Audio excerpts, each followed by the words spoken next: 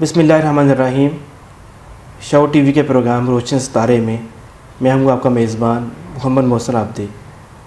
آج کے اس پروگرام میں ایک ایسے روشن ستارے ہمارے ساتھ موجود ہیں جنہوں نے اپنی زندگی اس طریقے سے گزاری کہ آج ہیلی کالج آف کامرس کے پرنسپل کی حیثیت سے اپنی خدمات سر انجام دے رہے ہیں، اور یہ خدمات اس سے پہلے بھی بے شمار پرنسپل آئے اور ادا کرتے رہے، لیکن انہوں نے کون سی ایسی خاص چیزیں کی اور ان کی زندگی میں اس مقام تک پہنچنے میں کون سی مشکلات کا انہیں سامنا کرنا پڑا، کن چیزوں نے ان کو موٹیویٹ کیا، اور ان کی زندگی اس مقام تک پہنچنے میں کس کس کا ساتھ، کس کس کی کوآپریشن اس میں شامل تھی، اس پہ گفتگو کریں گے۔ میرے ساتھ موجود ہیں ڈاکٹر ذوالفقار احمد بورا صاحب۔ السلام علیکم سر۔ وعلیکم السلام۔ زندگی ہر انسان اس دنیا میں جیتا ہے اور چلا جاتا ہے، لیکن وہ لوگ جو روشن ستارے کی مانند دوسروں کے لیے روشنی مہیا کرتے ہیں، اللہ تعالیٰ کے خاص کرم کے ساتھ ان میں آپ کا ایک نام ہے، اور ہم سب کے لیے ایک موٹیویشن آپ کی ذات سے ملتی ہے۔ تو ہم چاہتے ہیں کہ آج کی یہ انفارمل گفتگو میں ہم آپ کی زندگی کے ان پہلو پہ بھی بات کریں جو ہم سب کے لیے بڑے عام ہیں، اور ہیلی کالج میں پڑھنے والا ہر اسٹوڈنٹ اس کو سننا چاہتا ہے کہ آپ نے زندگی کی ابتدائی مراحل میں اپنی بنیادی تعلیم کہاں سے حاصل کی؟ بسم اللہ الرحمن الرحیم۔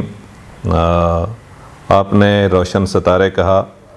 رسول اللہ صلی اللہ علیہ وسلم نے صرف اپنے صحابہ کرام رضوان اللہ تعالیٰ اجمعین کے بارے میں فرمایا تھا کہ اصحاب النجوم، کہ میرے صحابی ستاروں کی مانند ہیں۔ ہم ظاہر ہے کہ ان لوگوں میں شامل ہیں جو رسول اللہ صلی اللہ علیہ وسلم اور ان کے صحابہ کے نقش قدم پر چلتے ہوئے اپنی زندگیاں گزارنا ہمارے لیے کامیابی کا باعث بن سکتا ہے۔ جہاں تک میری ذات کا تعلق ہے، میں سرگودا میں ایک گاؤں ہے جسے 100 جنوبی کہتے ہیں، اس میں میں پیدا ہوا۔ وہیں سے 5ویں تک جو ہے وہ اسی پرائمری اسکول میں پڑھا جو اس گاؤں میں تھا۔ Government primary school? Government primary school جو ہے اس وقت صرف گورنمنٹ اسکول ہی ہوتے تھے۔ یہ ڈانٹ کا زمانہ تھا؟ ہاں جی، جو نہیں، مار پیٹ کا بھی زمانہ تھا۔ اچھا۔ اور وہاں پہ جو ہے وہ 5ویں تک میں نے پڑھا۔ تقریباً 2 کلومیٹر دور ہمارے گاؤں سے ایک گاؤں ہے، ہمارے گاؤں کا نام 101 ہے، اس کا 101 سوچک ہے ہمارا، اور 101 میں مڈل سکول تھا۔ 3 سال تک وہاں پہ میں نے پڑھا، اور پھر کوئی تقریباً 10 کلومیٹر دور ہائی سکول تھا میرے گھر سے، وہ 95 جنوبی میں تھا، اور وہاں پہ جو ہے وہ ظاہر ہے سائیکل پہ آنا جانا اور سارے موسمی حالات کے باوجود الحمدللہ جو ہے وہ وہاں سے میں نے میٹرک کمپلیٹ کیا۔ اچھا سر، اسکول میں جب آپ پہلے دن گئے، کوئی ایسا واقعہ، کوئی ایسی چیز آپ کو یاد ہو جو آپ شیئر کرنا چاہیں؟ کیسا محسوس کیا آپ نے؟ بہت سارے بچے اسکول میں ایڈمیشن لیتے ہیں اور روتے ہوئے جاتے ہیں، اور وہ سارا 10ویں تک کا جو وقت تھا اس میں کوئی ایسا واقعہ جو آپ شیئر کرنا چاہیں؟ اس میں اسکول لائف میری الحمدللہ بہت ہی اچھی رہی کہ میرے بڑے بہن بھائی جو ہے وہ پڑھے ہوئے تھے۔ مجھے کبھی اس بات سے جو ہے وہ سزا نہیں ملی یا ڈانٹا نہیں گیا کہ میرا ہوم ورک کمپلیٹ نہیں تھا۔ پھر گھر میں سب سے چھوٹا تھا، سارے اس بات کا دھیان بھی رکھتے تھے کہ اس کی پڑھائی میں کوئی پرابلم نہ آئے، لیکن ظاہر ہے کہ پڑھنا تو بچے نے خود ہی ہوتا ہے، اور اللہ کا شکر ہے کہ میں جس کلاس میں بھی رہا ہوں، مجھے بہرحال یہ آج میں اعزاز محسوس کرتا ہوں کہ اگر کسی وقت میں نے کام نہیں کیا تو میری وجہ سے ساری کلاس کو جو ہے وہ پنشمنٹ نہیں ملتی تھی۔ اتنا اچھا جو ہے وہ ٹیچرز کا رویہ تھا کہ پتہ نہیں کیا وجہ تھی، انہیں یہ تھا کہ اگر یہ نہیں کر سکا تو باقی بھی اگر نہیں کر سکے تو کوئی اس میں حرج نہیں ہے۔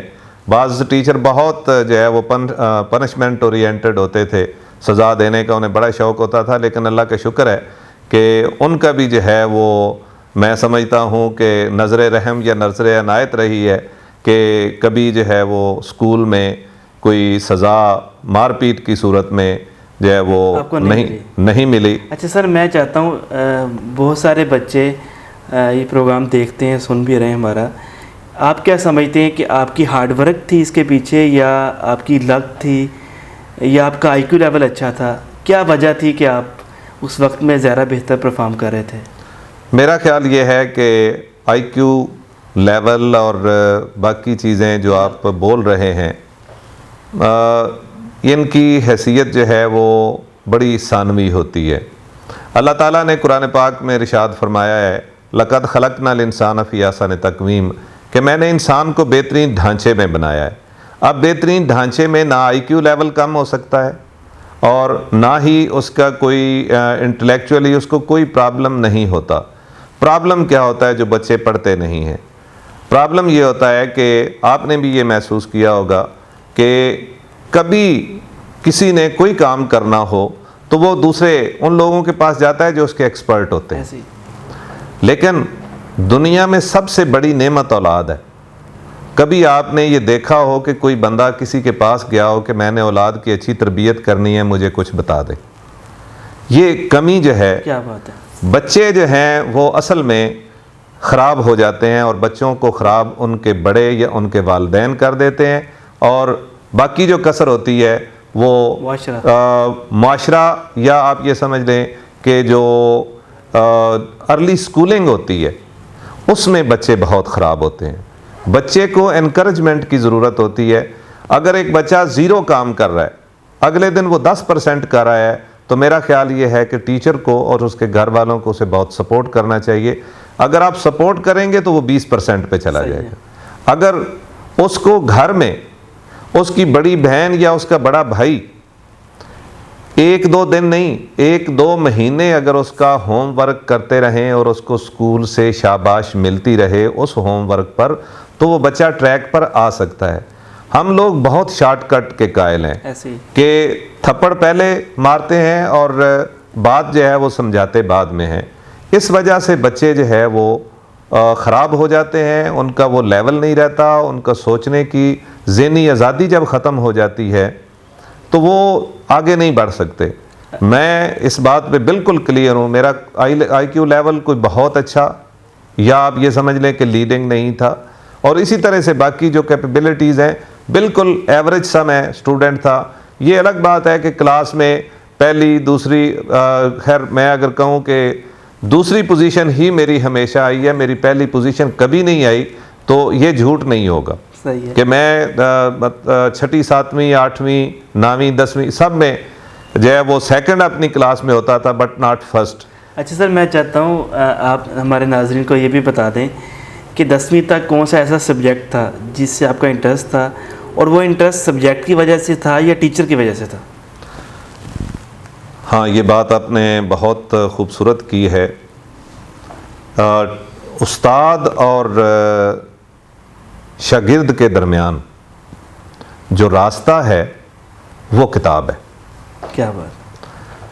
اگر ایک بندے کو اپنی منزل سے پیار ہے، یعنی ایک سائیڈ پہ ٹیچر ہے، دوسری سائیڈ پہ اسٹوڈنٹ ہے، درمیان میں کتاب ہے، اگر آپ کا استاد آپ کے ساتھ شفقت کرتا ہے اور وہ آپ کا آئیڈیل بن جاتا ہے تو کتاب اچھی لگنا شروع ہو جاتی ہے۔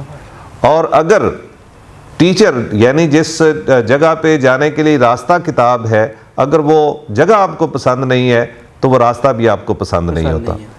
میرے بہت سارے ٹیچر جو ہیں وہ میرے بہت آئیڈیل رہے۔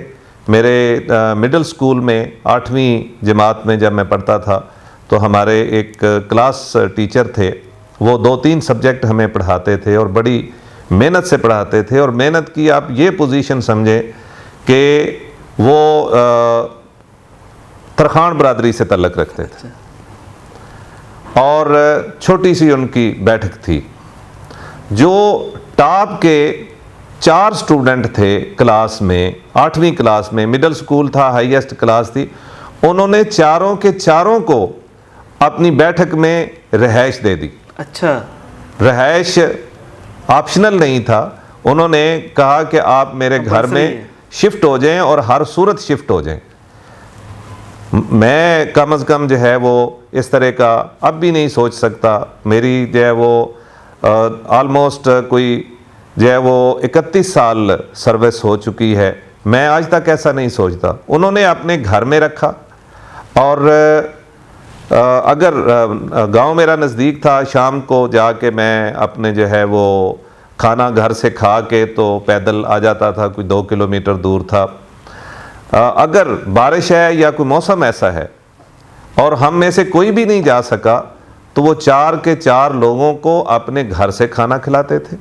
اور اگر موسم اسی طرح کا ہے تو ناشتہ بھی وہ گھر سے کرواتے تھے. آپ یہ سمجھ لیں کہ 4 مہینے انہوں نے ہمیں اپنے گھر میں رکھا 8ویں جماعت کی تیاری کروانے کے لیے. لیکن یہ ان کا بہرحال خواب پورا ہوا کہ یہ 4 بچے جو ہے یہ گورنمنٹ سے وظیفہ حاصل کر جائیں. ہم چاروں وظیفہ حاصل کر گئے تھے, اور اس کے بدلے میں کسی قسم کی 1 پیسہ ٹیوشن انہوں نے حاصل نہیں کی ہم سے. یعنی میں آج تک اگر کسی کو آئیڈیالائز کرتا ہوں تو اس ٹیچر کو آئیڈیالائز کرتا ہوں. اور جب میری شادی ہو گئی تو ایسے ہی میں جو ہے وہ اپنی بیگم کے ساتھ گاڑی میں جا رہا تھا سرگودا, تو وہ اپنے گاؤں کے سٹاپ پہ کھڑے ہوئے تھے, ریٹائر ہو گئے ہوئے تھے, کافی بزرگ تھے, پسینے میں شرابور تھے, اور اپنے کندھے پر انہوں نے کھل کے لیے خالی بوری رکھی ہوئی تھی. کھل لے کے انہوں نے آنی تھی سرگودا سے. تو میں نے گاڑی روکی, جا کے انہیں ملا, ان کو لے کے آیا. وائف کو میں نے کہا کہ آپ پچھلی سیٹ پہ چلی جائیں. وہ پچھلی سیٹ پہ چلی گئی. وہ پسینے سے شرابور اس میں بیٹھے. ظاہر ہے آپ کو پتہ ہے کہ خواتین کے بہت سارے مسائل ہوتے ہیں, تو وہ ظاہر ہے پسینے سے اسمیل بھی آتی ہے, اور بعد میں بھی کئی دیر تک وہ اسمیل جو ہے وہ ان سیٹوں سے آتی رہی. میں نے ان کو بٹھایا, جہاں پہ انہوں نے سرگودا جانا تھا وہ وہاں پہ گئے, اور راستے میں وہ میرے سے ساری باتیں پوچھتے گئے کہ اچھا پھر یونیورسٹی میں آپ گئے, آپ کالج میں گئے, اور جو ہے وہ باقی ساری چیزیں انہوں نے میرے سے کیں. تو بڑے احترام سے میں نے ان کو بٹھایا. غلہ منڈی سرگودا انہوں نے جانا تھا, تو میں نے انہیں غلہ منڈی اتارا. تو جب میں نے اسے کہا وائف کو کہ آپ آگے آ جائیں, تو اس نے آگے آنے سے انکار کر دیا کہ اس طرح کی سیٹ پہ میں نہیں بیٹھ سکتی. تو مجھے کہنے لگی یہ تھے کون؟ صحیح ہے, آپ نے راستے میں گاڑی کھڑی کر کے جو ہے وہ بٹھایا ہے, اور ساری باتیں جو مجھے بھی نہیں پتا تھی وہ بھی آپ نے ان کو بتا دی ہیں. تو میں نے کہا کہ بیگم صاحب یہ وہ بندہ ہے جس کی وجہ سے آج میں گاڑی کے اسٹیئرنگ پہ بیٹھا ہوں. کیا بات ہے. تو اس لیے مجھے اس پر کوئی جو ہے وہ مسئلہ نہیں ہے کہ آپ اس سیٹ پہ نہ بیٹھیں. اور میں بھی یہ سمجھتا ہوں کہ ابھی کچھ دیر تک جب تک میرے استاد کی خوشبو اس میں سے آتی ہے تو آپ کو اس سیٹ پہ نہیں بیٹھنا چاہیے. تو یہ ایک واقعہ تھا. بہرحال اللہ تعالیٰ انہیں جنت نصیب کرے. ان کا جو ہے وہ ایک بیٹا بھی ہمارا کلاس فیلو تھا, وہ بھی اسی جو ہے وہ بیٹھک میں ہوتا تھا جہاں پہ ہم ہوتے تھے, اور ہمیں بھی وہی کھانا ملتا تھا موسم خراب ہونے کی صورت میں جو انہیں ملتا تھا. اور ظاہر ہے آپ کو پتہ ہے کہ ترخان برادری سے تھے, کوئی بہت بڑے ذمہ دار نہیں تھے, لیکن ہمیں آج تک, اور ان کی بیٹیاں ہم سے بڑی تھیں, اور آپ یہ سمجھ لیں کہ آج تک بھی ان کا جو احترام ہے ان کی بیٹیوں کا یا ان کی جو بیوی تھی وہ میرے لیے ماں اور بہنوں جیسا ہی ہے, کہ جس طرح سے انہوں نے ہمیں وہاں پہ رکھا. اور پھر ہوتا ہے کہ کچھ نہ کچھ آپ دیتے ہوں مہینے کے مہینے. یعنی سب سے بڑی جو بات ہے وہ یہ ہے کہ 1 پیسہ بھی نہ ٹیوشن کا طے تھا, اور نہ ہی بعد میں جو ہے وہ مانگا گیا. 4 مہینے اپنے گھر میں رکھنا کسی کو صرف اس لیے کہ یہ اچھا پڑھ جائیں, میرا خیال یہ ہے کہ اس سے بڑی نیکی. میں آج بھی یہ محسوس کرتا ہوں کہ میں اس قابل نہیں ہوں. مجھے اللہ نے بہت دیا ہے, میں ان کی نسبت شاید کئی 100 گنا شاید زیادہ جو ہے وہ کماتا ہوں, لیکن مجھے آج تک یہ توفیق نہیں ہوئی. میں اس ٹیچر کو آئیڈیالائز کرتا ہوں. اللہ تعالیٰ ان کو کروٹ جنت عطا فرمائے. 5 وقت کی نماز پڑھتے تھے, اور فجر کی نماز, عشاء کی نماز, جتنی نمازیں وہاں پہ ہماری ظاہر ہے 24 گھنٹے ہم ان کے پاس ہوتے تھے, تو ساری باجماعت جو ہے وہ ہم نے نمازیں پڑھنی ہوتی تھیں, اور ہمارے ساتھ وہ خود بھی نماز پڑھتے تھے. یہ اللہ تعالیٰ کا ان پر کرم تھا, اور میں سمجھتا ہوں کہ میری زندگی کا سرمایہ ہے وہ بشیر احمد ان کا نام تھا. تو اللہ تعالیٰ انہیں غریق رحمت کرے، اللہ تعالیٰ ان کے لیے قبر اور آخرت کی منزلیں آسان فرمائے۔ سر، کالج کی لائف اور یونیورسٹی کی لائف پہ جانے سے پہلے میں چاہتا ہوں تھوڑا سا آپ یہ بھی بتا دیں کہ تعلیم کے ساتھ جو تربیت کا رول تھا اس سارے سینیریو میں، پہلے مطلب 10 سے 12 سال جو بچے کے ہوتے ہیں اس میں تربیت کا کتنا رول ہے؟ اس میں تربیت ہوتی جو ہے وہ 10 سال سے پہلے اس کے بعد اس کی امپلیمنٹیشن ہوتی ہے۔ کیا بات؟ آج بھی میں آرگنائزیشنل بیہیویئر میں نے پی ایچ ڈی کیا ہے۔ صرف ایک بات جو محمد رسول اللہ صلی اللہ علیہ وسلم کی جو ہے وہ زندگی سے ہمیں بے شبہ چیزیں ملتی ہیں اور بے شمار ہیں، لیکن ایک چیز جو ہے وہ اگر والدین اپنے اندر لے آئے، اللہ کے رسول صلی اللہ علیہ وسلم نے ارشاد فرمایا کہ جس طرح مجھے کرتے ہوئے دیکھتے ہو وہی کچھ کرو۔ اگر میں یہ چاہتا ہوں یا میرے دوست یہ چاہتے ہیں کہ ان کی اولاد جو ہے وہ اچھی ہو جائے، ان کے سامنے اچھے ہو جائیں، انہیں الفاظ سے کہنے کی ضرورت نہیں ہے کہ تم اچھے ہو جاؤ، ایکشن لاؤڈر دین اسپیک، کہ ان کے سامنے وہ جو کچھ کریں گے، اگر میاں بیوی ایک دوسرے کے ساتھ اچھا سلوک کریں گے تو بچوں کو یہ کہنے کی ضرورت نہیں ہے کہ بہن بھائی آپس میں اچھا سلوک کریں، وہ خود اچھا سلوک کریں گے۔ اگر میاں بیوی ایک دوسرے کو گالیاں دیں گے تو پھر بچوں کو یہ روکنے سے کہ اس طرح کی زبان استعمال نہیں کرتے، یہ پاسبل نہیں ہے۔ آپ کا اٹھنا بیٹھنا، بچہ جو ہے وہ اپنے والد کو، وہ جس طرح کا بھی ہو والد، اپنے والد کو آئیڈیلائز کرتا ہے۔ اگر والد نے داڑھی رکھی ہوئی ہے بچہ داڑھی رکھے گا۔ میرا بیٹا چھوٹا سا تھا، کوئی میرا خیال 5-6 سال کا، تو اس کے ننیال والے سارے جو ہے وہ مطلب بہت ماڈرن اور بہت جو ہے وہ کلین شیور اور اس طرح تھے، تو اس کے جو ہے وہ نانا نے مونچھیں رکھی ہوئی تھیں اور جو ہے وہ ظاہر داڑھی صاف کرواتے تھے۔ انہوں نے کہا کہ بیٹے بڑے ہو کے آپ نے میری طرح سے مونچھیں رکھنی ہے یا ماموں کی طرح سے کلین شیو ہونا ہے یا آپ نے پاپا کی طرح سے داڑھی رکھنی ہے؟ تو اس نے کہا کہ نہیں، میں پاپا کی طرح سے داڑھی رکھوں گا، اور الحمدللہ اس نے جو ہے وہ صاف نہیں کروائی جب سے اس کو داڑھی آئی ہے، اور اس نے داڑھی رکھی ہوئی ہے۔ میں نے آج تک اسے نہیں کہا کہ 5 وقت باجماعت نماز پڑھا کرو، تو اللہ کا شکر ہے کہ جب میں جا کے جماعت میں شریک ہوتا ہوں تو بہت دفعہ وہ پہلے میرے سے جو ہے وہ باجماعت شریک ہوا ہوتا ہے۔ کبھی گھر میں جو ہے وہ بچے کو ڈانٹنے والا کام نہیں کیا۔ اگر اس نے کوئی غلط کیا ہے، میرے بچے میرے سامنے بولتے ہیں، بات کرتے ہیں، جب بچہ بات کرے گا تو آپ اسے بتا سکتے ہیں کہ بیٹے یہ ٹھیک ہے، یہ غلط ہے، یہ غلط ہے۔ جب بچہ آپ کے سامنے بولے گا نہیں تو آپ یہ سمجھ لیں کہ وہ ایک ایٹم بم ہے جو گنگا ہے، اور جب وہ پھٹے گا تو سب کو برباد کر دے گا۔ ہم بولنے کی اجازت نہیں دیتے۔ میری وائف بعض اوقات بہت غصے ہوتی ہیں بچوں کو کہ آپ کے باپ بات کر رہے ہیں اور آپ چپ رہیں، تو میں اسے کہتا ہوں، وائف کو کہتا ہوں کہ آپ انہیں روکے نہیں، ان کو بات کرنے دیں، میں بعد میں کر لوں گا۔ ایک اور چیز جو ہم سب سمجھتے ہیں کہ میں بات کر رہا ہوں تو اور کوئی کیوں بولے، میری کلاس میں بھی لوگ بول رہے ہوتے ہیں لیکن میں نے کبھی نہیں روکا۔ اگر میں اتنی با اثر بات کروں گا تو لوگ بول نہیں سکیں گے۔ کیا بات ہے؟ اگر مجھے چپ کرے میں بات کر رہا ہوں تو اس کا مطلب یہ ہے کہ میں اس طرح کی بات نہیں کر رہا جس طرح کی لوگ سننا چاہتے ہیں یا جس لیول کی لوگ سننا چاہتے ہیں۔ میرا بات کرنے کا لیول کم ہے۔ مجھے بہت دفعہ کئی میٹنگز میں یہ ہوتا ہے کہ کوئی بات ایسی نہیں آتی جو میں کروں، میں چپ کر کے بیٹھا ہوا ہوتا ہوں۔ مجھے بعض اوقات چیئر جو ہے وہ پوچھ لیتی ہے کہ آپ کی کیا اس میں رائے ہے، تو جو میری رائے ہوتی ہے میں دے دیتا ہوں۔ صحیح نہیں، یہ آپ کو پہلے دینی چاہیے، تو میں نے کہا آپ نے پوچھا ہی نہیں۔ اور بہت دفعہ میں نے یہ محسوس کیا کہ اگر میری بات یہ نہیں مانی جائے گی، یہ جو فیصلہ ہو رہا ہے اس میں یہ میری بات نہیں مانیں گے تو آگ لگ جائے گی۔ یقین مانے کوئی آگ نہیں لگی۔ بندہ سمجھتا ہے نا کہ اگر میری بات نہ مانی گئی تو پتہ نہیں کیا جو ہے وہ ہو جائے گا، کوئی ایسا مسئلہ نہیں ہے۔ اور یہ میں نے کب سیکھا؟ جب 2004 میں حج کے لیے گیا تو میرا کوئی شمار ہی نہیں تھا کسی میں، اتنی مخلوق تھی، اور میں نے 2 کپڑے پہنے ہوئے تھے، چپل پہنی ہوئی تھی۔ اس دن مجھے خیال آیا کہ انسان کی تو جو ہے وہ کوئی حیثیت ہی نہیں ہے، وہ تو ایک عام سی چیز ہے۔ آج ایک غریب بچہ جو ہے، غریب آدمی جو آیا ہوا ہے یا جو بھی ہے، وہ بھی اسی لباس میں، میں بھی اسی لباس میں ہوں، حساب تو یہاں پہ ہونا ہے, یہاں پہ برابری ہوئی ہے. اس کے بعد یعنی یہ 2004 کا جو حج ہے, اس کے بعد الحمدللہ میری زندگی میں بہت بڑی چینج آئی کہ میں کوئی اللہ سے یہ منظور کروا کے نہیں آیا تھا کہ میں پروفیسر بنوں گا اور دوسرا جو ہے وہ مزدور بنے گا.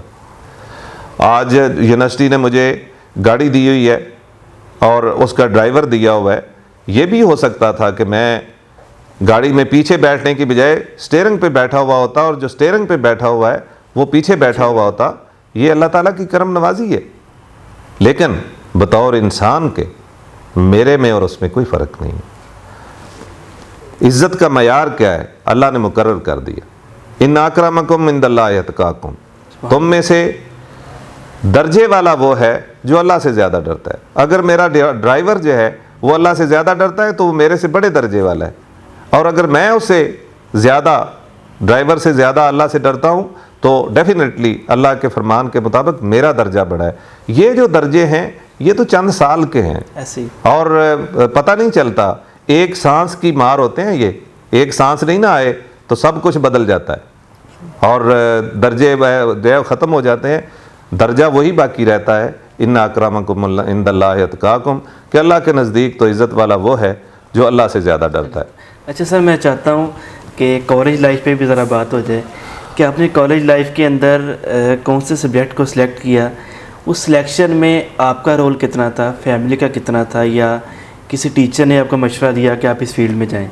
دوسرا میں چاہتا ہوں سر یہ بھی بتائیں کیا اس وقت آپ کے ذہن میں تھا کہ آپ پنجاب یونیورسٹی میں ایڈمیشن لیں گے یا آگے آپ یہ اسٹڈی کریں گے, کس وقت آپ نے اپنا گول پروفیشنلی سیٹ کیا؟ ایک بات پہ جو ہے وہ بڑا زور دیا جا رہا ہے آج کل, ہو سکتا ہے ٹھیک ہو, میرے خیال کے مطابق وہ کوئی بہت ٹھیک نہیں ہے. میرا خیال ہے ممکن ہے وہ ٹھیک ہو. بچے کو ہر قسم کا چوائس دیا جائے صحیح, کہ وہ سلیکٹ کرے کہ وہ کدھر جانا چاہتا ہے. میرا خیال یہ ہے کہ وہ ٹھیک نہیں ہے. اس کی وجہ یہ ہے کہ بچے نے جس وقت میٹرک کیا ہے تو وہ اس قابل نہیں ہے کہ وہ یہ فیصلہ کر سکے کہ مجھے کیا کرنا ہے. والدین جو ہیں وہ اس کے ذمہ دار ہیں. والدین کو بہترین طریقے پر لوگوں سے, پڑھے لکھے لوگوں سے مشورہ کرنا چاہیے اور پھر اس کے لیے فیلڈ سلیکٹ کرنی چاہیے. یہ جو شروع سے بغیر کنٹرول کے جی بچہ جو سوچتا ہے وہ اچھا سوچتا ہے, یہ ہمارے کلچر کا بھی حصہ نہیں ہے, ہمارے دین کا بھی یہ حصہ نہیں ہے. صحیح ہے. اور یہ جو لوگ اس کی بہت زیادہ کرتے ہیں, بچے کو سوچنا چاہیے وہ جا کے یورپین معاشرے کو یا یہ جو بے دین کے, بے خدا کے جو معاشرے ہیں وہاں پہ جا کے دیکھ سکتے ہیں کہ بربادی کس طرح سے ہو رہی ہے. کہ جی اپنی مرضی کرے بچہ جو کرے. اسلام دین ہمارا اس چیز کی اجازت نہیں دیتا کہ ہر بندہ جو ہے وہ اپنی مرضی سے جو مرضی ہے کرتا پھرے. اس کی کچھ حدیں ہیں, ان حدوں کے اندر رہ کے آپ فیصلہ کر سکتے ہیں. بچے کو بالکل بتانا چاہیے اور پڑھے لکھے انداز میں بتانا چاہیے کہ آپ کے لیے یہ فیلڈ ٹھیک ہے. میرا نقطہ نظر FSC کرنے کا تھا. میرے بڑے بھائی جو ہیں وہ انجینئرنگ یونیورسٹی لاہور میں پڑھتے تھے اور انہوں نے مجھے کہا کہ آپ FSC نہ کریں, انجینئرنگ اور یہ باقی چیزیں جو ہیں یہ ڈاؤن ورڈ جا رہی ہیں, آپ کو بزنس ایجوکیشن میں جانا چاہیے. اور اس سے پھر میں نے گورنمنٹ کالج آف کامرس جو سرگودا ہے اس میں داخلہ لیا. وہاں سے میں نے D.Com کیا. D.Com کرنے کے بعد بڑے بھائی کا ہی جو انجینئرنگ یونیورسٹی, کا مشورہ آپ کو کس نے دیا؟ یہ میرے بڑے بھائی نے جو اس وقت انجینئرنگ یونیورسٹی میں پڑھ رہے تھے کہ آپ D.Com کریں. اور اس کے بعد جب B.Com میں جو داخلے کا معاملہ آیا تو انہوں نے میرے سرگودا پڑھنے کی مخالفت کی. انہوں نے کہا کہ نہیں, آپ ہیلے کالج آف کامرس میں B.Com میں جائیں.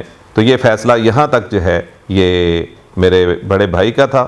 جب آپ نے انٹرمیڈیٹ میں ایڈمیشن لیا اس وقت آپ کے ذہن میں یہ تھا کہ میں اس کے بعد ہیلے کالج میں ایڈمیشن لوں گا؟ ہاں جی, میرے ذہن میں بالکل تھا کیونکہ بڑے بھائی انجینئرنگ یونیورسٹی لاہور میں پڑھ رہے تھے تو انہوں نے ٹریک مجھے پورا دیا. صحیح کہ آپ یہاں سے D.Com کریں گے اور D.Com کرنے کے بعد آپ ہیلے کالج آف کامرس سے B.Com کریں گے اور اس کے بعد پنجاب یونیورسٹی سے ہی آپ MBA کریں گے. صحیح ہے. ہاں جی. لیکن یہ ہے کہ بی کام میں میرا ایڈمیشن ہو گیا, ایم بی اے میں جو ہے وہ میں میرٹ پہ نہیں آ سکا, میں نے ایم کام کیا, اور ایم کام کے دوران ہی میرا یہ جو ہے, میں یہ نہیں ایک بہت چھوٹے ہوتے ہوئے مجھے ٹیچر بننے کا شوق تھا, ایم کام کے دوران مجھے یہ شوق پیدا ہوا کہ مجھے ٹیچر بننا چاہیے, کیونکہ اللہ تعالیٰ کا شکر ہے کہ میرے جتنے 4 ساتھی تھے میرے جو میرے گروپ میں تھے, ان سب کو سارے سبجیکٹ مجھے پڑھانے پڑتے تھے. اچھا. اور ان سب کو پڑھاتے پڑھاتے, یعنی میں نے جو اپنی ٹیچنگ شروع کی ہے میں نے ایم کام سے شروع کی ہے. ایم کام اپنے ہولڈ ہیلے میں کیا؟ نہیں, ایم کام میں نے اسی جو ہے وہ نیو کیمپس میں کیا, ہیلے کالج میں کیا, اور ایم کام کا اسٹوڈنٹ ہوتے ہوئے میں نے ایم کام کے اپنے دوستوں کو جو ہے وہ تھرو آؤٹ 2 سال پڑھایا ہے, اور وہ آج بھی میرے کلاس فیلو ہونے کے باوجود آج بھی مجھے اپنا ٹیچر سمجھتے ہیں. اس سے مجھے تھوڑا ڈیولپ ہوا کہ میں پڑھا سکتا ہوں, اور الحمدللہ جو ہے وہ میں نے پبلک سروس کمیشن کا جو ہے وہ انٹرویو کلیئر کیا, تو سیالکوٹ میں میری اپوائنٹمنٹ ہوئی government college of commerce Sialkot میں, وہاں پہ 4 سال مجھے ہوئے تھے. تو اس کے بعد میری سلیکشن جو ہے وہ پنجاب یونیورسٹی میں ہیلے کالج کے ٹیچر کے طور پہ ہوئی, اور یہاں پہ 1993 میں 25 اپریل 1993 کو میں نے جوائن کیا, اور اس کے بعد جو ہے وہ پنجاب یونیورسٹی میں رہتے ہوئے تھوڑا سا انڈرسٹینڈنگ ہوئی کہ پی ایچ ڈی کے بغیر آگے پروموشن نہیں ہونی, پھر پی ایچ ڈی کو پروسیڈ کیا, اور الحمدللہ ہیلے کالج آف کامرس میں, یا آپ یہ سمجھ لیں کہ پنجاب یونیورسٹی میں جو کامرس یا مینجمنٹ کا ڈپارٹمنٹس ہیں, اس میں پہلا پی ایچ ڈی میں ہوں. ماشاءاللہ. فرسٹ پی ایچ ڈی جو ہے جس نے پنجاب یونیورسٹی سے جو ہوئی ہے بزنس اور ایڈمنسٹریشن یا کامرس کے حوالے سے, وہ پی ایچ ڈی میری ہے. اچھا سر, آرگنائزیشن بیہیویئر او بی آپ نے کیوں سلیکٹ کیا پی ایچ ڈی کے لیے؟ ایم کام کا جو ہے وہ کورس ریوائز ہو رہا تھا. اچھا. میں ظاہر ہے کچھ نہ کچھ دیکھتا رہتا تھا ایم بی اے ایم کام کے کورسز, تو اس کمیٹی میں بیٹھے ہوئے میں نے کہا کہ ایک سبجیکٹ بہت اچھا آیا ہے, اور اس کا نام ہے آرگنائزیشنل بیہیویئر, وہ بھی اس لسٹ میں شامل کر لیں. اللہ تعالیٰ صحت زندگی دے, چودھری نذیر صاحب ہمارے پرنسپل تھے, وہ ہیڈ کر رہے تھے میٹنگ کو, تو مجھے وہ کہنے لگے کہ یہ رکھ تو ہم لیں گے, لیکن اس کا تو ٹیچر ہی پنجاب یونیورسٹی میں نہیں ہے. اچھا. پنجاب یونیورسٹی میں کوئی ٹیچر ایسا اویلیبل نہیں ہے جو آرگنائزیشنل بیہیویئر پڑھا سکتا ہو, تو اس کو پڑھائے گا کون؟ تو آپ یہ سمجھ لیں کہ وہ جو بھی تھا کہ غلطی تھی یا اچھا تھا. میں نے کہا جی میں پڑھاؤں گا, اور مجھے یہ پتہ ہی نہیں تھا کہ یہ سبجیکٹ ہوتا کیا ہے. حالانکہ اس میں سائیکالوجی بھی ہے, ووکیشنل سائیکالوجی ہے, اس میں انتھراپالوجی بھی ہے, اس میں بزنس ایڈمنسٹریشن بھی ہے, مینجمنٹ بھی ہے, بہت کچھ ہے اس میں. میں نے کہا جی میں پڑھاؤں گا. خیر وہ تقریباً 1.5 سال کے بعد وہ سمیسٹر شروع ہو گیا جس میں آرگنائزیشنل بیہیویئر پڑھایا جانا تھا. صحیح ہے. یہ سمیسٹر شروع ہونا تھا 3rd سمیسٹر سپٹمبر میں, تو جون میں مجھے جو ہے وہ پرنسپل صاحب نے بلایا, اور انہوں نے کہا کہ جو سبجیکٹ آپ نے رکھوایا تھا اس کی کلاسز چھٹیوں کے بعد, گرمیوں کی چھٹیوں کے بعد اس کی کلاسز شروع ہو رہی ہیں, اور آپ نے اس کو پڑھانا ہے. میرے تو جیسے جو ہے وہ پاؤں کے نیچے زمین ہی نکل گئی کہ میں نے تو آج تک اس کو دیکھا ہی نہیں ہے. تو میں نے کہا کہ ٹھیک ہے, اچھا ہے, میں دیکھتا ہوں. میں ان کے دفتر سے نکل کے تو لائبریری میں گیا. لائبریری میں جا کے میں نے اس سے پوچھا کہ آپ کے پاس کتنی کتابیں ہیں آرگنائزیشنل بیہیویئر کی؟ انہوں نے کہا جی بہت ہے. میں نے کہا جتنی ہیں لے آئیں. اچھا. انہوں نے 7 کتابیں مجھے دیں کہ یہ 7 کتابیں ہیں جو آرگنائزیشنل بیہیویئر کی ہمارے جو ہے وہ لائبریری میں. میں نے وہ 7 کتابیں نکلوائیں, اور جب لے کے نکل رہا تھا تو آگے سے پرنسپل صاحب آ گئے. انہوں نے پوچھا کہ یہ کیا ہے؟ میں نے کہا جی یہ آرگنائزیشنل بیہیویئر ہے, اور اس کو آج میں گھر لے کے جا رہا ہوں. جب میں گھر پہنچا تو بیوی میری کافی ناراض ہوئی کہ آپ اتنی کتابیں لے آئے ہیں. لیکن اللہ کا شکر ہے کہ جو گرمیوں کی چھٹیاں تھیں اس میں عشاء سے فجر تک میں نے صرف آرگنائزیشنل بیہیویئر پڑھا، صحیح ہے. اور ان 3 مہینوں میں میں نے تقریباً 7,000 صفحے آرگنائزیشنل بیہیویئر کے پڑھے. 3 اور ماہ میں 3 ماہ میں 7,000 صفحے. 7,000، اور صرف پڑھے نہیں ہیں، سب کو ہائی لائٹ کیا ہے یا انڈر لائن کیا ہے، اور اس کے کچھ نوٹس، وہ ابھی بھی کتابیں جو ہے وہ لائبریری میں اویلیبل ہیں، جو میں نے وہ 7 کتابیں پڑھی تھیں. اور اس میں سے ایک بہترین کتاب تھی جو اب بھی دنیا کی بہترین کتاب ہے آرگنائزیشنل بیہیویئر پہ، وہ ہے فریڈ لوتھنس کی کتاب. وہ کتاب میں نے سجیسٹ کی، اور الحمدللہ میں نے وہ کتاب پڑھائی بھی اور خود وہ کورس پڑھایا. جب 2 سیشن میں نے پڑھا لیا تو پھر مجھے فیل ہوا کہ مجھے اب اس میں پی ایچ ڈی کرنی چاہیے، اور اگلے 3 سال میں یا 4 سال میں میں نے اس پر جو ہے وہ پنجاب یونیورسٹی میں کامرس کی پہلی پی ایچ ڈی میں نے جو ہے وہ 2010 میں کمپلیٹ کر لی. اچھا سر، میں چاہتا ہوں کہ پرسنل زندگی کے حوالے سے آپ سے سوال ہو رہے ہیں. تو کوئی بھی بندہ جب کامیاب ہو جاتا ہے اس کے بعد سارے اس کو سننا چاہتے ہیں، لیکن اس کی پرسنل زندگی کے بہت سارے ایسے واقعات ہوتے ہیں جو اس کو جنہوں نے اس کو انسپائر کیا ہوتا ہے اور وہ کامیابی حاصل کی ہوتی ہے. اس نے اس سے آپ ایک ٹیچر کی بات بتائی جنہوں نے آپ کو اسپیشل پڑھایا 8ویں کلاس کے اندر. کالج لائف کے اندر، یونیورسٹی لائف کے اندر کون سے ایسے ٹیچرس ہیں جنہوں نے آپ کو انسپائر کیا؟ اس میں بہت واضح ہے کہ جب ظاہر ہے گاؤں کے ایک اسکول سے پڑھ کے میں government college of commerce Sargodha میں ایڈمیشن لیا، تو وہاں پہ پرنسپل تھے میاں شان احمد صاحب. بعد میں وہ Punjab board of technical education کے چیئرمین بھی رہے، پنجاب ٹیکنیکل ایجوکیشن کے وہ پنجاب کے ڈائریکٹر بھی رہے، بہت بڑے عہدوں پہ رہے ہیں. اس وقت وہ سرگودا میں government college of commerce Sargodha کے پرنسپل تھے.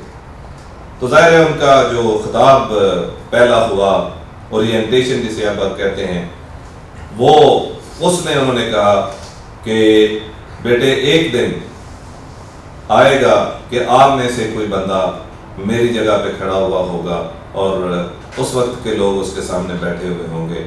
ہم دل میں بہت ہنسے، اور میں نے اپنے دوستوں سے کہا کہ میاں شان احمد صاحب نے جو بات کی ہے اس سے بڑا جھوٹ میرے ذہن میں کوئی نہیں آ رہا. اچھا، کہ کیسے ہوگا کہ ہم یہ سارا کریں گے. اب یہ دیکھیں کہ 15 سال کا ایک بچہ ہے اور اس کو آپ کہہ رہے ہیں کہ آپ جو ہے وہ پرنسپل بنیں گے، اور اس کے ذہن مطلب اس کا ذہن ہی اتنا نہیں ہوتا کہ یہ بھی ہو سکتا ہے. لیکن اس مالک کا کرم ہے کہ اس نے توفیق دی، اور یہ صرف توفیق کی بات ہے، آپ کے والدین کی نیت کا آپ کو ملتا ہے. ایک چیز میرا بڑا بیلیف ہے، اور بہت سارے لوگ آپ نے سنا بھی ہوگا کہ کامیاب انسان وہ ہوتا ہے جس کی اولاد کامیاب ہو جائے. میں یہ سمجھتا ہوں کہ اگر آپ کے پاس، اور یہ اب بھی میں بالکل آپ سے بھی چیلنج سے یہ بات کہہ رہا ہوں کہ آپ کسی ایسے بندے کو دیکھ لیں جو غریب ہو، نیک نیت ہو، اور اس کی اولاد آپ نے ناکام ہوتی دیکھی ہو. بالکل ایسا نہیں ہو سکتا. ایک بندہ بے ایمان ہو، لوگوں کے ساتھ فراڈ کرتا ہو، قبضے کرتا ہو، زیادتیاں کرتا ہو، کسی ایک کی اولاد اگر آپ مجھے بتا دیں کہ وہ باعزت اور بڑے کامیاب لوگ ہیں تو میرے لیے یہ خبر ہوگی. جو کچھ آپ کو یا مجھے مل رہا ہے، ہمیں مل رہا ہے اپنے والدین کی نیت اور حسن کارکردگی کا ہم وصول کر رہے ہیں. میری اور آپ کی اولاد جو ہے وہ کچھ وصول کرے گی جو کچھ ہم نے ان کے لیے بویا ہے، اور وہ اس گناہ کی سزا خدا نخواستہ پائیں گے جو گناہ انہوں نے نہیں کیا، ان کے والدین نے کیا. میرا اب تک اس پر جو ہے وہ بیلیف ہے، اور میں آرگنائزیشنل بیہیویئر کا ٹیچر ہوتے ہوئے میں گاؤں کا رہنے والا ہوں. کئی ساری نسلیں، 3-4 نسلیں گاؤں میں ہر گھر کی دیکھ چکے ہیں. میں اب تک اس بیلیف پہ ہوں کہ جس کے والدین نیک نیت لوگ ہوں، ان میں حسن نیت پایا جاتا ہو، ان کی اولاد بے شک وہ غریب ہوں، ان کی اولاد کبھی ناکام نہیں ہوتی. اولاد ان کی آپ سمجھ لیں کہ وہ روشن ستارے بنتے ہیں، اور جن کے والدین नीयतन ठीक ना हो, बेईमान हो, या कोई भी लफ्ज़ आप उसके लिए एथिकली वो स्ट्रांग ना हो, उनकी औलाद मैंने कभी कामयाब और खुशहाल नहीं देखी। तो ये एक बिलीफ है, और मेरा ख्याल ये है कि हमें भी या मुझे भी अपने वालिदैन की हुस्न नीयत का जो है वो मिल रहा है। उसमें मेहनत हर बंदा करता है, कोई बंदा नहीं जो मेहनत नहीं करता। जितनी वो मेहनत करता है, अल्लाह ताला का ये कानून है कि उससे कम नहीं वो उसको देता। अगर आपने 100 रुपये की मेहनत की है तो अल्लाह ताला के कानून में ये नाइंसाफ़ी होगी कि आपको उसके 99 मिलेगा, मिलेगा 100, लेकिन आगे जो काम है वो बरकत का है। सही है कि आपने 100 रुपये की मेहनत की है, वो आपको 200 दे दे। अगर आपने 100 की मेहनत की है, वो आपको 10,000 दे दे। वो आपको 100 की मेहनत पे 10 करोड़ दे दे या और आगे दे दे। ये बरकत का जो काम है, इसको हमारी नई नस्ल जो है वो मिस करती जा रही है। सब कुछ मेहनत मेहनत मेहनत, दिन रात, ऐसा नहीं है।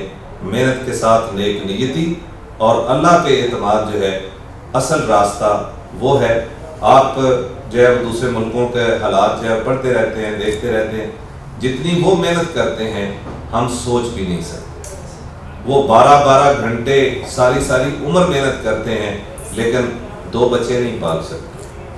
यहाँ पे ऐसे लोग भी हैं जो 2 घंटे भी मेहनत नहीं करते और अल्लाह ताला उनके 8-8 बच्चे जो है वो पाल रहा है। ये बरकत के मामलात होते हैं। ये थोड़ी सी पुरानी बातें हो गई हैं नई नस्ल के लिए, ये बहुत जो है वो एक्सेप्टेबल नहीं है। आप मेहनत करेंगे तो ये हो जाएगा। मेहनत का एक लेवल है। आप मेहनत करते हैं, सारा दिन आपने मेहनत की है, आपने 2000 कमाया, बरकत कैसे खत्म होती है? शाम को कोई एक बच्चा जो है उसकी तबीयत खराब होगी और 2 का 2000 जो है वो डॉक्टर ने भेज दिया, आप फारग हो गए। बरकत क्या है? लेकिन हम ये सोचते नहीं। बरकत क्या है कि उस 2000 से आप जो है वो 500 रुपया खर्च करते हैं और सारे घर में खुशहाली रहती है और 1500 रुपया आपका बच जाता है। बरकत ये है। हम बहुत जो है वो मैकेनिकल हो गए हुए कि अगर इतना आएगा, इतना बचाएंगे, ये करेंगे, वो करेंगे। अल्लाह के रसूल सल्लल्लाहु अलैहि वसल्लम ने इरशाद फरमाया, तुम्हारा बेहतरीन सदका क्या है? जो तुम अपने बच्चों को और अपनी बीवी को खिलाते। उसके बाद वालिदैन को जो खिलाते हो, जो सदका देना है, किसी को देना है, उसके बाद है बहन भाई, उसके बाद थोड़े से दूर के रिश्तेदार, उसके बाद आगे चलता है। यानी जिस दीन ने हमें ये बताया है कि जो तुम अपने, ये तो जानवर भी अपने बच्चों को खिलाते हैं, जो नाम मुस्लिम है वो भी खिलाते हैं, लेकिन जिस दीन ने आपको ये बताया कि सारा दिन मेहनत करने के बाद जो आपने अपने बच्चों और बीवी को खिलाया है और जो खुद खाया है, उसमें खुद भी शामिल है, जो खुद खाया है, सबसे बड़ा सदका वो है। तो जब हम इस पे आएंगे तो फिर बरकतें आएंगी, और जब बरकतें आएंगी तो फिर बहुत सारी चीज़ें हमारे पास नहीं भी होंगी, तो हम खुशहाल होंगे। मेरे एक उस्ताद ने पूछा था कि खुशहाल का मतलब बताएं, तो हम सारे लोगों ने जो क्लास में थे, हमने कहा कि जिसके पास पैसे ज़्यादा हो, जिसके पास फलां हो, फलां हो, फलां, जो चीज़ें हमें याद थी, तो उन्होंने कहा कि सब गलत। बेवकूफ़ो, खुशहाल वो होता है जिसका हाल खुश हो, और उसके लिए चीज़ों की ज़रूरत नहीं होती, उसके लिए खुशी की ज़रूरत है। बहुत शुक्रिया। आज की हमारी गुफ्तगू एक ऐसे रोशन सितारे के साथ थी जिन्होंने अपनी पूरी ज़िंदगी तालीम के साथ वाबस्ता होकर गुजारी और उनके साथ वाबस्ता होकर लोगों ने रोशनी हासिल की। ये वो सितारे हैं जो रोशनी मुहैया करते हैं, रोशनी प्रोवाइड करते हैं। हज़ारों लोग जब उनके साथ अटैच होते हैं तो उनकी ज़िंदगी और होती है, लेकिन जब वो उनके साथ कसबे फैज़ करके जाते हैं तो यकीनन वो रोशनी उनमें मुंतकिल हो चुकी होती है। ये रोशन सितारे अल्लाह ताला ने सलामत रखे और हमेशा इसी तरह रोशनी फैलाते रहें। हम सब के लिए इनकी मोटिवेशन, इनका प्यार, इनकी मोहब्बत हमेशा मचल रहा है। इजाज़त दीजिए, अल्लाह हाफ़िज़। Thank you.